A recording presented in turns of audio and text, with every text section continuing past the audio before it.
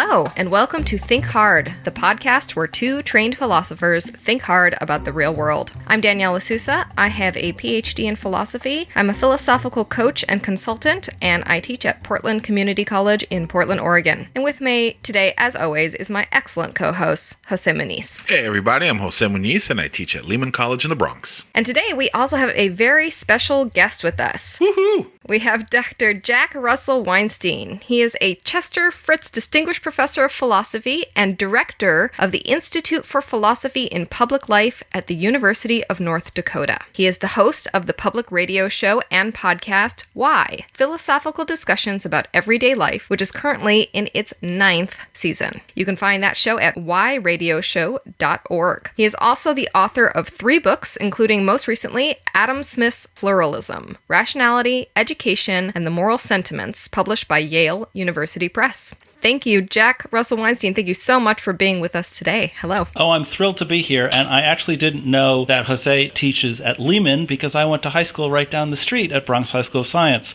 Oh, wow. I failed my way through the #1 academic public high school in the country. We are old neighborhood buddies, I am sure. Excellent.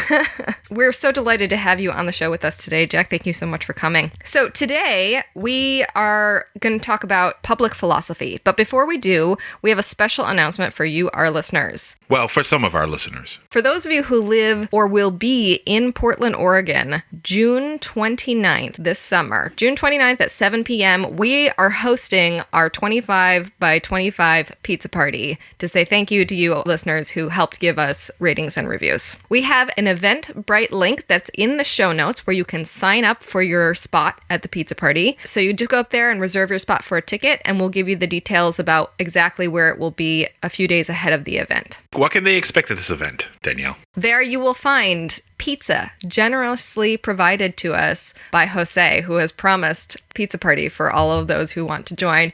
Drinks are on you guys, but you lushes.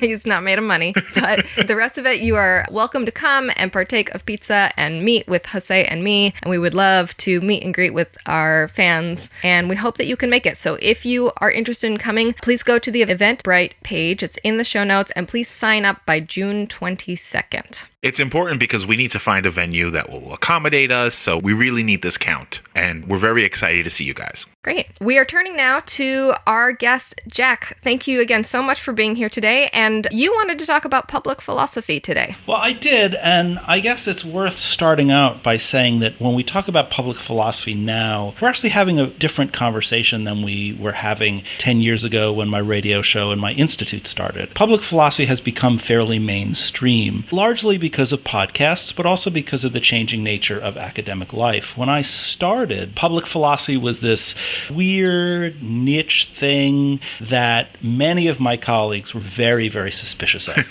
They thought it undermined philosophy. They thought that it was anti-philosophy in some really important ways. And if I hadn't had a very traditional research record, I don't think I could have gotten away with doing the kind of things that I wanted to do. And so now we live in a landscape where public philosophy is at least acknowledged as something that people do and that's worthwhile. And so we still don't know what exactly public philosophy does, right? We don't know what its place is, not just in the academy, but in the world. So there are people who think it makes people better citizens. There are people who think that it improves critical thinking. There are people who think that it's just a sort of gateway drug into the harder philosophy.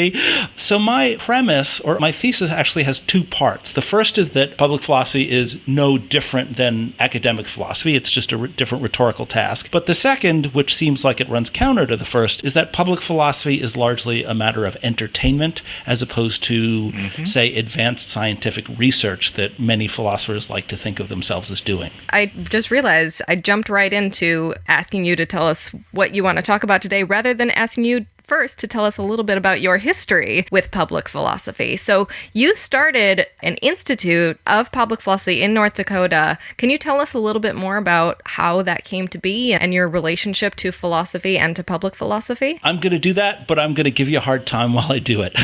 Because one of the things that academic philosophy does is force you to legitimize yourself right off the bat.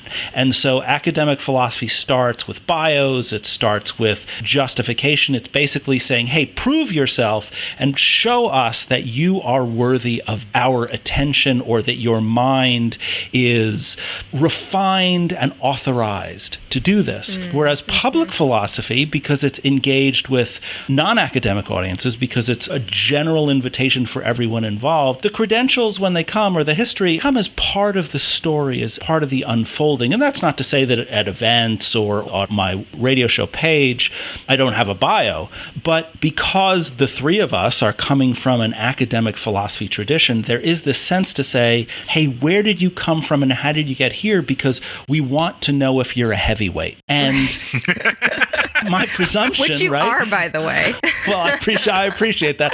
I've been running, so hopefully I'll be less of a heavyweight in a couple months. But the invitation ultimately says, we don't care if you're a heavyweight or not. We want to know what you think. And there's a different kind of egalitarianism. Philosophy is weird. Amen, brother. Philosophy is both totally hierarchical and egalitarian at the same time. It's hierarchical because it's a specialization, because there are people who have the privilege of doing it full time, because the gatekeepers of university presses are very strict and rigorous, yet at the same time, at least in theory, every argument is equal. Every argument has an equal chance of quote unquote winning, or at least being compelling. In public philosophy, it's not about winning an argument or even persuading. It's about opening up the nature of the discussion to the slow exploration. So for an example, if you listen to my radio show, you'll hear me say things like, well, I'm not sure how to ask that question, or I'm going to ask this question, but I'm really mean this other question, or I'm struggling. And I repeat myself and often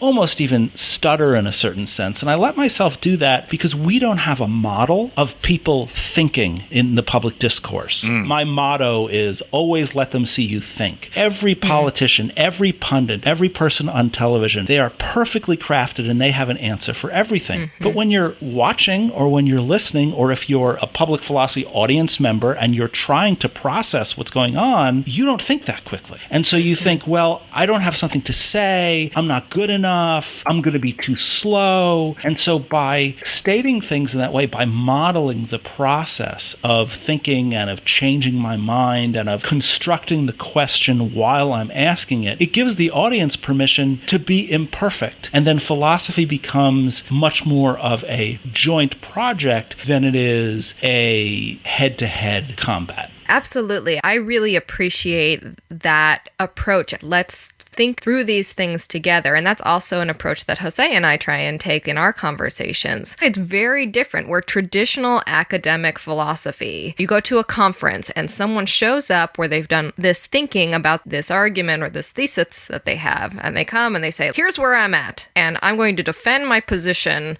against all of the criticisms, and I'm not moving, and this is not about change or growth or flexibility or discovery, but it's about me staking out my position and trying to defend it from you people who might try and knock me down, which then gives it, as you say, this kind of combative spirit that is not necessarily, doesn't feel much like learning so much as staking your territory or your claim out. That's absolutely right. And there's an interesting phenomenon you can hear, especially in the first 4 or 5 years of my radio show. When I contact people as guests, we're a public radio show, we've got a network affiliation, we have a list of some very impressive folks. And I always say in the invitation, we are non-adversarial. We are not going to do the American philosophical approach of here's why you're wrong. For people who've never been at one of these conferences, someone walks up who's been studying this thing for 15 years and they give a paper and someone in the audience will raise their hand and say, I've never thought about this one moment in my life, but let me tell you why you're wrong. Right.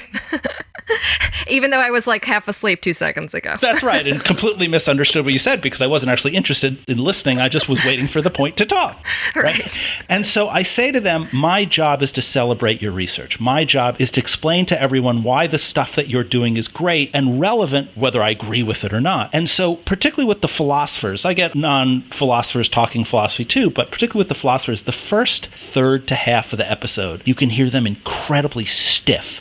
They're waiting for the attack. attack. They're sort of very precise and wondering what's going to happen. And then we take a break, as many radio shows do, and then we come back, and during the break, they think and sometimes even say, my God, Jack, you really aren't going to attack me.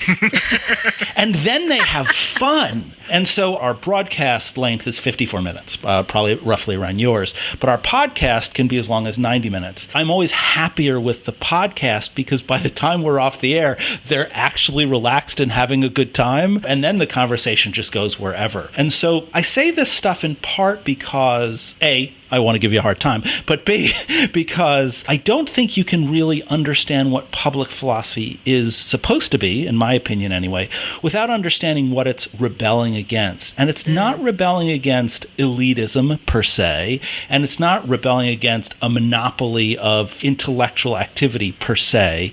What it's modeling against is the sense that there is an inherent conflict in argumentation and critical thinking, and that joint projects of inquiry are adversarial as opposed to exploratory. And public philosophy, when it's exploratory, it becomes pleasurable, it becomes fun, and it becomes entertainment. And there are, and you both know this, and many of your audience members do too, there are philosophers who, if you said that you thought philosophy was entertainment, they would be offended beyond quantitative measure. How dare you? Right, exactly. So I have two things that come out of what you've just said. I'd like to hear what you think, Jack.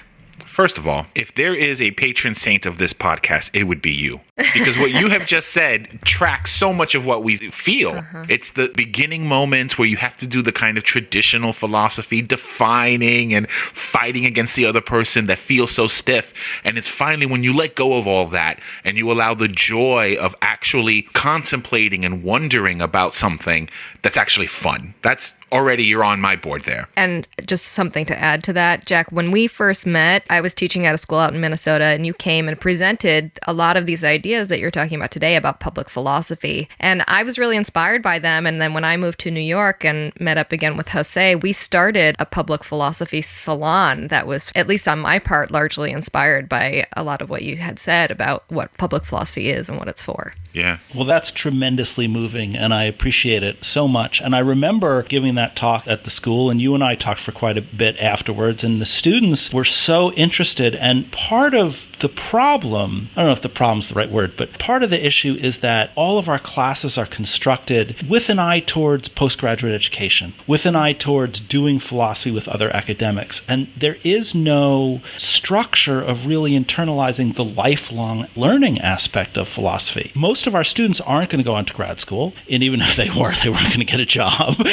and they're not going to go to law school. My capstone course for our major is a course in public philosophy and writing philosophy for blogs, for Facebook, and for Twitter, because what they want, and it's the only course that I know of like it, and it has its successes and it has its failures, of course, but what I tell them is most of you who are interested in philosophy, all of a sudden you're going to graduate and you're not going to have anyone to talk philosophy with anymore. Yeah. And how do you find people? These podcasts are a place, and the social networks connected. I'm really disappointed that I can't come to the pizza party because I would love to meet your audience. Although I will have to wonder how the New York pizza context is going to work in Portland, but that's another issue. Yeah, is the party in Portland or is the party in New York? It's in Portland. So there will be pizza snobbery, even if there's not philosophy snobbery. Oh, yes. I'm going to say something a little controversial.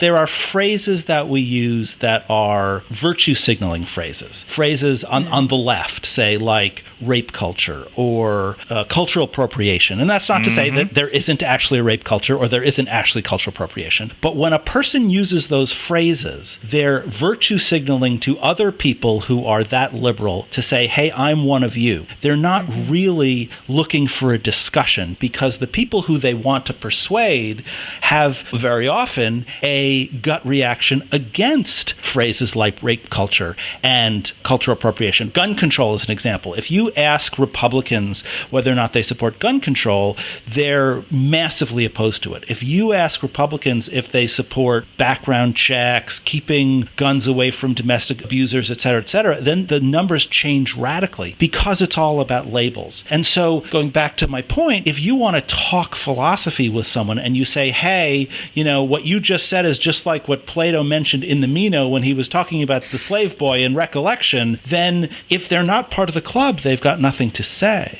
But if you walk up to someone and say, hey, that's a really cool idea, do you think you figured that out now, or do you think you always knew it and it just sort of came to the surface now? You're asking the same question, but you're asking it in a way that any person, regardless of the homework they did or didn't do, regardless of the background that they come from, can participate. Because once we get to that rhetorical level, once we get to that place where we're really having genuine philosophical conversation, the ideas are universal. I'm very conservative in that sense. I believe that philosophy is the umbrella discipline, and I believe that philosophy really speaks to the universal aspect of human life. But that's worthless if the terminology and the structure and the virtue signaling is such that you can only participate if you've already gone through the eye of the needle. I think there's a traditional model, and the traditional model says if you have a question, you go to the expert. So if you want to know if the minimum wage is a great economic policy, you go to the economist. If you want to know about minimum sentencing, you go to the criminal justice expert. In a certain way, philosophy is the expert for the experts, and we refine the concepts and the tools of other disciplines. And the real question, I think, for public philosophy is it going to be a model of just giving expert answers to people in their everyday questions,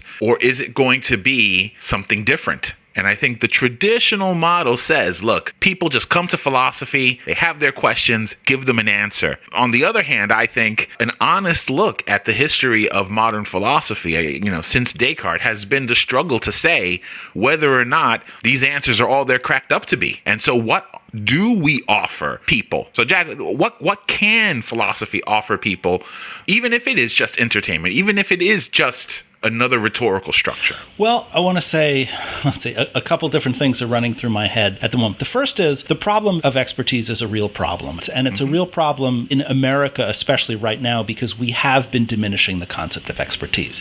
And if public philosophy positions itself to, and I know you weren't doing this, if public philosophy positions itself to be opposed to expertise, then it's going to be part of the greater anti-intellectualism that we're all struggling through right now. The Iran nuclear deal right now, you really need to be an expert to understand that. I don't understand that. It's very, very complicated. I want my doctor, my surgeon, I want my bus driver to be an expert, right? So in that sense, we need to preserve the notion of expertise. At the same time, knowledge and exploration is not solely the domain of expertise. There was a slogan years ago when NBC started running reruns, and they would say, it's new to you. We played this 6 months ago, but you didn't see it, so it's new to you. And there was something silly about that. At the same time, I think that that's a really good model for a lot of public philosophy events. You come up with an idea that Machiavelli came up with or Simone de Beauvoir came up with. It's still original to you. It's still an idea that you came up with, even though someone else came up with it first. And the traditional philosophical move is to say, oh, that's old hat. Here are all the criticisms. Instead of, well, let's flesh that out and let's see what's going on. So what does public philosophy offer, he says, finally answering the question. First, I would rebel against the phrase just entertainment. Yeah, I know. I tried to say it with quotes, but that doesn't come out. Yeah, I understand. I understand. I think we could all use a lot of entertainment that isn't escapism. There's a lot of entertainment, and I went and saw the Avengers just like millions of other people. There's this movie. It's a bunch of people in costumes and tights. It's very strange. What's happened to us, Jack? I don't know. Philosophy is entertainment that isn't escapist. It's public philosophy. It's an attempt to look at the world and look at yourself and get pleasure in the discovering of new ideas and new foundations. And that often involves turning the critical lens on yourself, and often you have to do that before you do it via culture. But actually, the way we tend to do it is by criticizing culture and then seeing how we adopt the cultural practices. But then, and this is where I think my notion departs from a lot of the traditional philosophical stuff. I don't think that necessarily improves critical thinking, and I don't think that necessarily makes someone a better citizen, for example. What I think that does is give someone the experience of enjoying intellectual activity, so that the next time there's an option to engage in intellectual activity, they think, oh, that was fun, let me do that. And then if they enjoy it again, and they do it again, and they do it again, maybe they'll pick up a book, maybe they'll talk about art, maybe they'll connect something that's very, very important to them. I have a friend I was visiting, and her two sons, probably 8 and 10, I think, I can't remember roughly, are sneakerheads, which is something that I did not know existed. They're very interested in all these sneakers and this versus that and this all. And so because I like kids and we're in the car and I don't want to ignore the boys, I turned on my radio interview skills and I just spent 25 minutes asking them, well, what makes it a good sneaker? Is it just popular? Is popular the same as good? Are the aesthetics, I didn't say aesthetics, is the look just a matter of personal taste? And then afterwards, their mother told me, after I left, the youngest one said, wow, he really likes to talk about sneakers. We've never met anyone who likes to talk about sneakers as much as he did. Most people just say, oh, that's interesting and move on. And of course, I don't like to talk about sneakers. I found the sneakers incredibly boring. What I found interesting was watching two kids figure out philosophical questions on a topic that they were really committed to. And that's that umbrella discipline notion again. You can apply philosophy to everything. So why does it have to be the canonical texts or high literature when many of the great questions, including questions about equality and justice, including questions about functionality versus form, including questions about social pressures, including questions of beauty and truth, can come out of a discussion with sneakers? And I think that what public philosophers are doing all over the place is trying now to come to terms with that. I think you saw in the 1990s and 2000s the first real attempt to do this. Well, actually, you saw it in the 1970s, 80s with the original critical thinking movement, but that was largely course-based in universities. And then in the 1990s and 2000s, you got these philosophy and pop culture books, philosophy and Harry Potter, philosophy and the Matrix.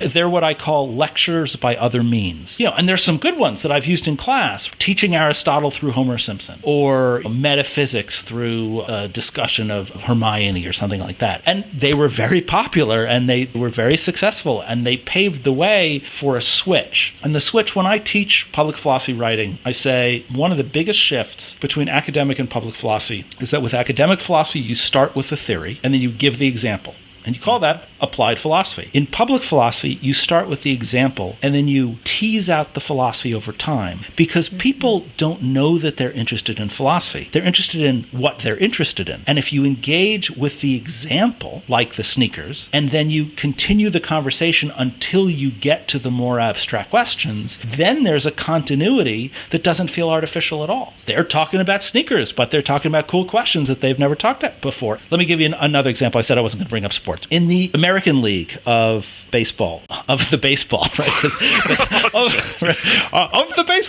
because I've never left the house. In Major Leagues Baseball's American League, you have a designated hitter rule. So pitchers can have a pinch hitter come and hit the ball. But in the National League, there's no designated hitter rule. I hope I don't get that backwards. No, you got it right. And so pitchers have to hit the ball themselves. So you can ask a baseball fan, what is a good baseball player? Is a good baseball player a specialist, like a pitcher who doesn't hit? Or is a good baseball player a well-rounded player who can play everything? That's a massive controversy that will really motivate people who really love baseball because they have very strong feelings about it. And you're not really talking about baseball. You're talking about expertise. You're talking about specialization. You're talking about what it means to be a whole person. What you're really talking about ultimately is the unity of the virtues, as whether or not you can be true without beautiful or beautiful without being just, or whether you can be a good baseball player without being able to hit, or or whether being a pitcher who won't go on the mound because you might get hit by the ball is really just a commodification of the person, and you cease to be a player and you just become something that is insured. Of course, baseball fans and players are going to have massive opinions on that, and you can have hours-long conversation about that depending on how fast the beer and the tequila flows. So there are people in the world who aren't interested in philosophy, but there are a lot fewer than we think. I really think that I have never found anyone who wasn't willing to have a philosophical conversation with me if I pitched it right. And the other shift is that when you ask academic philosophers about the audience, about the politics now, about the lack of funding, all of which is miserable, and I'm a philosophy professor and I'm very affected by all of this stuff, they get mad because they think that they have a right to an audience. They think that people should be doing philosophy and should be listening to their research. And philosophy is the most important. They've confused the umbrella discipline with the most important discipline, just like people confuse the fact that Jews consider themselves the chosen people, meaning being responsible for moral change in the world, to the most important. We're special, right? That's not what chosen means. Philosophy is an umbrella discipline, but it's not the most important discipline. What's most important depends on the problem at hand. And so you ask an academic philosopher who had 3 people in their talk, and they're bitter and they're angry, and they say, culture values the wrong things because they don't value me and my work.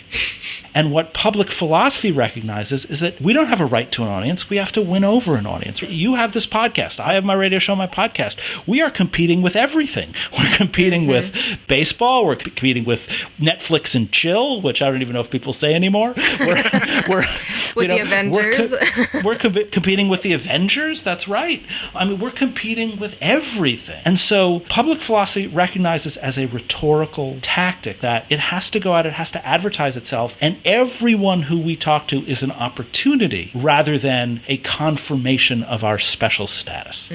I have so many questions about what you said. I guess the first comment is just to say, so it seems like what you're saying here is that public philosophy at its core is about engaging people in a way that they can participate in a kind of intellectual discovery process that can be enjoyable and fun and a good way to spend your time. And that is very different than we are doing public philosophy because we need to change hearts and minds and we need to make more rational citizens or better critical thinkers in the world. When Jose and I are trying to figure out, like, why do we do this podcast? Like, what is it about? And why do you do your radio show? Why do we bring philosophy to the people? And part of it may be, well, there are a lot of people in this culture that don't know how to think for themselves, and we need to teach them how to think for themselves. And it sounds like what you're saying is that actually should neither be a goal, nor is that actually the outcome of public philosophy. I think that if that's a goal, it's a goal on the absolute macro level. It's a goal of, philosopher Alistair McIntyre talks about what he called an educated public. If we had a culture that was awash in public philosophy, and everyone engaged in public philosophy at a regular basis, and our reality shows were philosophical reality shows, of which there are some. Queer Eye for the Straight Guy, and even RuPaul's Drag Race have real philosophical components in it, although they're pretty buried in there. But they're about gender roles and masculinity and aesthetics and social pressure and identity and things like that. If we had a culture that was like that, then a case might be made that critical thinking might improve. However, I suspect in a culture like that, schooling would be different. The nature of other things would be different too, so I don't think you could identify it. I think that if I come into a public philosophy event with the sense of I am the philosopher on high, educating the unwashed, reminiscent of Plato's philosophy of education, then people are not going to want to give me the time of the day. Right. They're going to find me arrogant. They're going to find me entitled. They're going to be hostile and combative. And so I don't think that that's the purpose. People aren't rational in the way that people think they are. Here's the way that we are taught in school why people are Democrats or Republicans. Republican. We're taught people have political opinions and they look for a party that aligns with their political opinion. Are they pro-choice or pro-life? Are they pro-gun regulation or not? Pro-free market, whatever, and they pick one. But that's actually backwards. What all the studies have shown is that people adopt a persona with a party very early on, usually but not always from their parents, and then they hold the position that advertises whether they're a good Republican or good Democrat or not. They support Trump, not necessarily because they support Trump, but because they're a good Republican. They have attitudes about guns, not necessarily because they have a particular attitude towards guns, but because they want to be a good Republican. And so Democrats and Republicans is more an identity issue than it is a rational... Which tribe are you a part of? That's exactly right. And that's both good and bad. It's bad for all of the obvious reasons. It's incredibly hard to change. Factionalism is really awful for democracies. It leads to the siloing that we've seen exacerbated by the social networks and things like that. But there's something good about it. Danielle, when you and Jose try to figure out why we're doing this, we have all these options. And I think you do this because you're philosophers and philosophers do philosophy.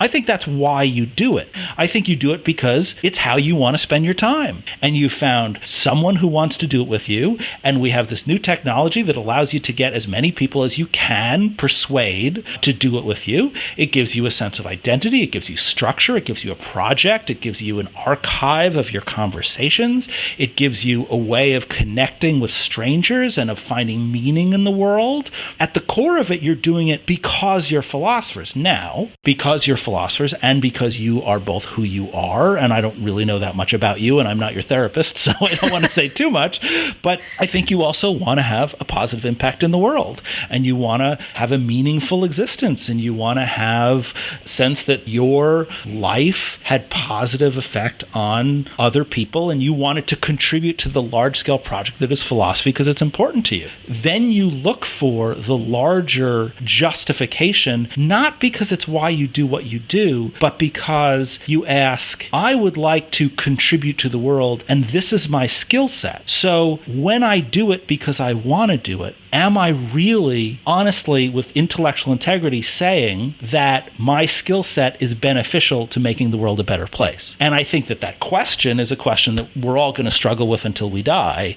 whether or not our skill set made a difference. There are lots of people who don't want to make a difference, or at least don't want to make a difference outside their immediate circle. But many philosophers, and certainly I suspect the three of us, we want to make a difference. And this is what we can do. I can't fix a carburetor. I can do this. And a writer writes, a skater skates, a guitar player guitars, haters gonna hate, right? I mean, it's philosophers are gonna philosophy. And we live in a time now where there's a democratization, there's a parallel between what we are experiencing now and the garage band in the 1950s and the punk rock movement in the 1970s. The movie, for my money, that invented the internet is an early 90s movie called Pump Up the Volume.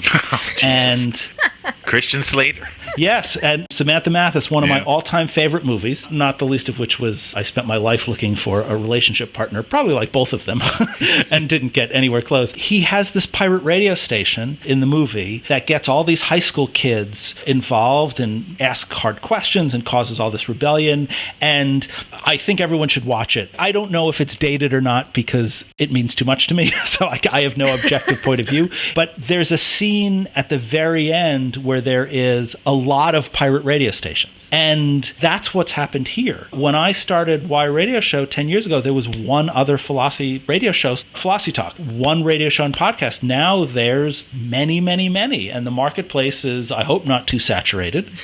But each one has its own character. You know, yours is different than mine. Mine is different than Philosophy Talk. There are ones I like. There are ones that I don't like. But Pump Up the Volume, it argued for the democratic voice being able to reach people at the mass level. You know, we used to have underground newspapers. We used to have all these things, and it would reach 20 people, 50 people, 5,000 people. Now, I have 116 different countries represented in my listener list. Wow. And depending on the number, and our numbers are very hard to find, but the number we throw around is we have about 30,000 listeners per episode. And I have on my Facebook friends list 1,000 people, 500 of whom I have no idea who they are because they've come to me through the radio show.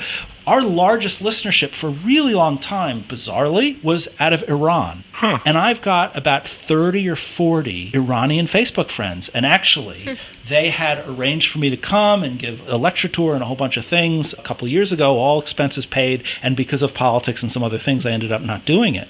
But my 2 smaller books have been translated into Persian. A bunch of my blog posts and a bunch of my videos have been translated into Persian. Why? I don't know. Clearly, there isn't that much to do in Iran. But I have this voice that is reaching these people who I would never, ever, ever meet. And the 2 of you are going to discover that too. The 2 of you are going to discover that as this advances, you're always going to look, is the number enough? Is this worth it? Is this satisfying my ego needs, which are real needs and not to be made fun of or diminished. But then you're going to find someone who references it or does something that you never expected, and it's going to blow your mind. And from what I understand, we're big in South Korea. Yeah. Right? I mean, that's... Who knew? In Singles, the band Citizen Dick was huge in Belgium. It's the same sort of thing.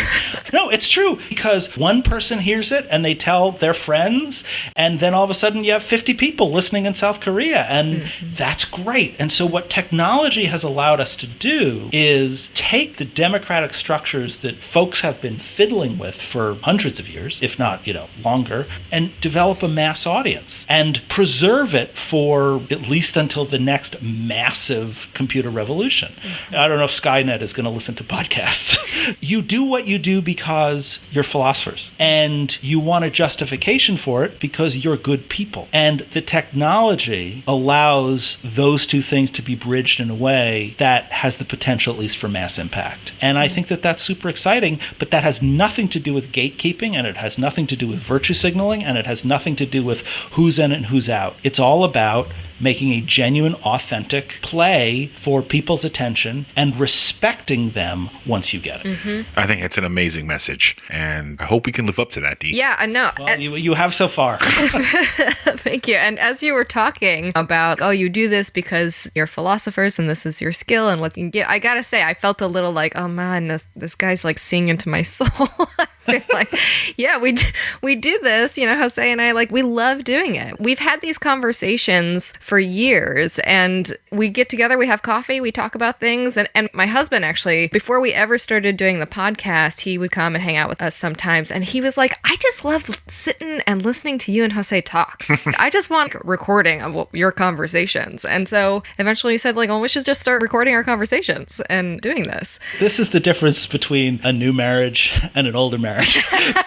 Because my wife, and this was actually, we weren't married yet, so that's not a fair comment, but she was at a department party of mine, and we're walking away, and she looks at me with just this defeated voice, and she just says, "You are never not a philosopher."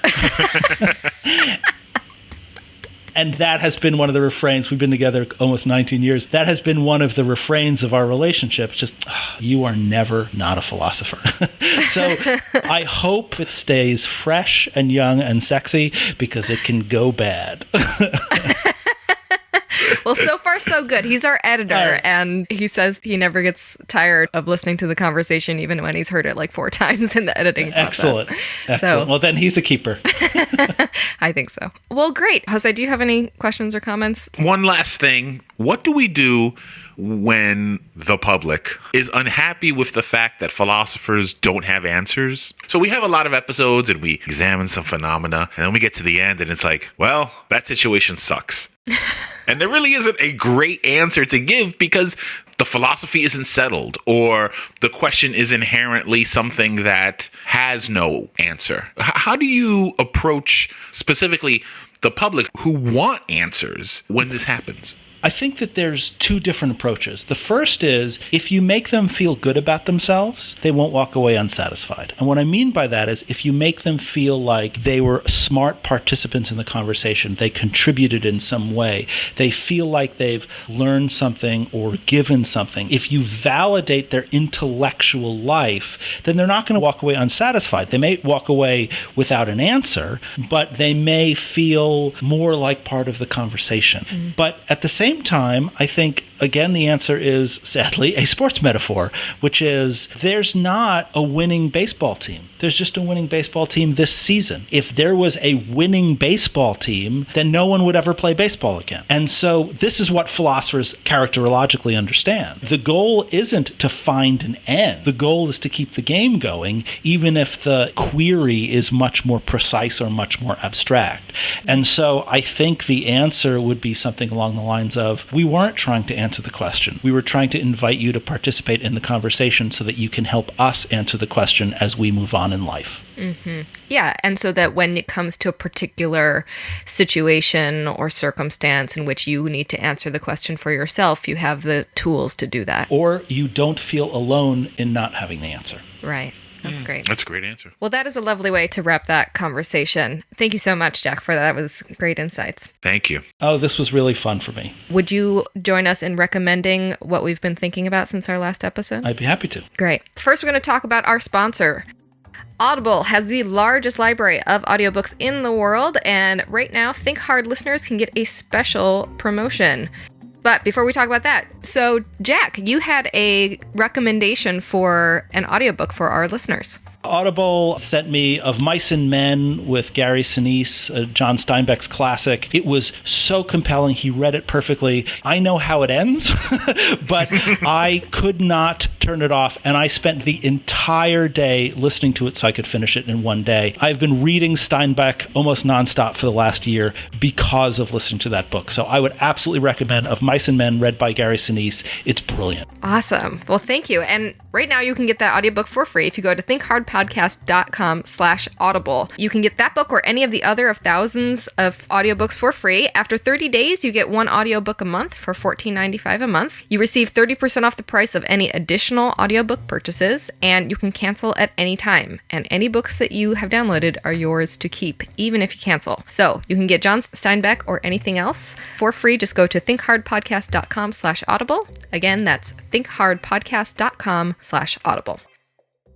Okay, great. So now we're going to do our little recommendation segment. This is what we've been thinking about since our last episode. And Jose, would you mind going first? T, I've been thinking about this article by Camilo José Viagra, The Black Panther Party's History of Urban Street Art. It was posted in City Lab, and it's a short article showing how the Black Panther Party used street art to communicate its message. It showed how straight-on propaganda art didn't make any headway. It was only when the art was infused with fantasy ideas and absurdist motifs that it actually resonated with people. It's a wonderful article, and it's linked in the notes. I feel like there's something important there about marketing in there. How to connect with people and share your message. Well, great. Thank you. Jack, do you want to go? Tell us what you've been thinking about. Yeah, I've been thinking about something a little more abstract, and I don't have an exact reference, but I've been thinking about music theory. I'm a guitar player. I'm entirely self-taught, and I reached a point where I couldn't do the things that I wanted to do, and so I started taking music classes. I thought I would get a BA in music in my spare time, and then I discovered I had no spare time. But the thing about music theory that's so interesting for a philosopher is that there is no why. It just is. A major scale is a major scale because it is. A minor is a minor because it is. Resonant harmonies are the way they are because they are, and ultimately at the root of it is math. So what I would recommend to people is go on YouTube and look at beginning discussions of music theory or the relationship between music theory and blues music, which is incredibly interesting. Or, if you're so disposed, the relationship between music theory and mathematics. And you'll discover that there's this entire world of complexity that to most of us is completely invisible because we love music, but we don't think about how the notes relate to one another. And that's something that's been taking up a lot of my time and has challenged me because there is no justification. There's just diagrams and explanations, and then the experience of music that comes out of it, which is, of course, incredibly important. That's wonderful. It's like communing with the music of the spheres. Absolutely right. Seeing the unfolding nature of the universe as it plays the little song for you. That's wonderful. Thank you. So my recommendation this week is another podcast, and I know that that's blasphemous. What? To How dare you? On our podcast. I know I'm like really late to this game, but I have been listening to Hidden Brain from NPR recently, and man, is it so good. Hosted by Shankar Vedantam. They have frequently on their segments of it on Morning Edition or other parts on NPR streams throughout the day, but they have this podcast, and I've just found it totally delightful. They especially did a wonderful episode on the Me Too movement called Why Now, which is kind of talks about the history of how charges of sexual harassment have been dealt with in previous decades and why now is different and why the Me Too moment is happening now. And I just thought it was really excellently done. And I've really just enjoyed all of the episodes I've been listening to. So that's Hidden Brain. And of course, we will put all of these recommendations on our website. We have a list in our archives. You can go back and see what we've been thinking about from every single episode that we have had so far. Okay, that is our show for today. Jack Russell Weinstein, thank you so much for joining us on today's episode. Thank you. It has been my pleasure. I love talking to both of you, and thank you so much for the kind words along the way. All of you should go listen to Jack's radio show. You can do that at whyradioshow.org. And then, of course, you can listen to archives of all our episodes on our website, thinkhardpodcast.com. Many thanks, in addition to Jack Russell Weinstein, to our editor and engineer, Dan Short. You can find him at danisnotshort.com. Thanks to Ben Sound at bensound.com for the music for today's episode. Join our pizza party if you're going to be in Portland, Oregon on June 29th. Make sure that you sign up via the Eventbrite page, which is linked on the show notes and will be available on our website. Please do that by June 22nd. You can also leave a comment for us on our Facebook page, give us feedback via our website, or tweet at us. You can follow José Muñiz on Twitter at the Muñiz. You can follow me, Danielle LaSusa, at Danielle LaSusa. Jack, what's your Twitter handle? You should follow Y Radio Show. It's just at Y Radio Show, but if you want to follow me, it's Jack R. Weinstein. Great. I can't tell you which one is more annoying. I'll just have to find out. And you can follow Think Hard at Think Hard Pod. Thank you for listening. That's our show for today, and we'll be back again in 2 weeks. See ya!